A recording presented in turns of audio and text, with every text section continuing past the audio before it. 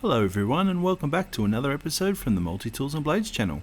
Today's episode is all about variations. So if you're new to collecting multi-tools, knowing which variations exist within each model might just give you an advantage in purchasing a rare and elusive unicorn that everyone's looking for.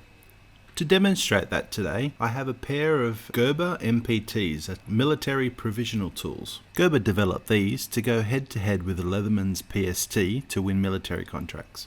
The first variation we can clearly notice here is the cutaway on the handles on the later version. The second variation is the use of rivets to attach the handles to the pliers. So this doesn't allow for tightening or loosening of the handles if they become a bit too stiff or too loose.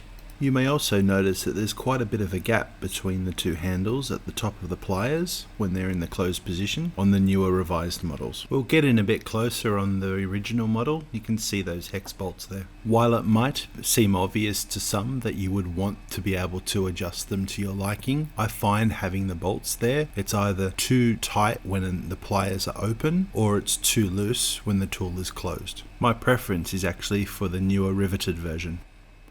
On to the third variation. The inside tools do not lock. Tension is applied to the slip joint via these cutaways on the handle.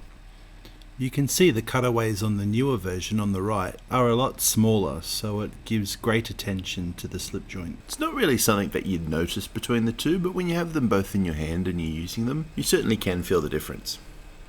Let's open them up and see what we can find on the inside. Well, let's start with the plier heads. You can obviously there's a little bit of a difference here. The original one's unrefined, whereas the new one's rounded off on the edges and it's got a polished finish to it. They both feel exactly the same to use, so there's no difference really between them. You may also notice that the tops of the handles are slightly a little bit different. I tend to like the brushed finish on the original version just a little bit better. Most of the tool set on the inside are exactly the same with the exception of the awl. The original one was a lot shorter and it had a nail nick that went all the way through, as you can see here.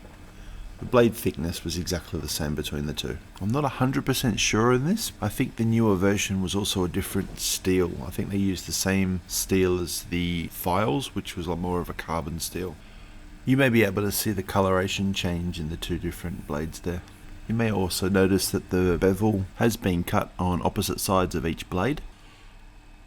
Well, I think you all get the point here, so I might just leave it there. I would encourage you all to leave a comment down below on your thoughts, share your experience if you've used one of these tools before.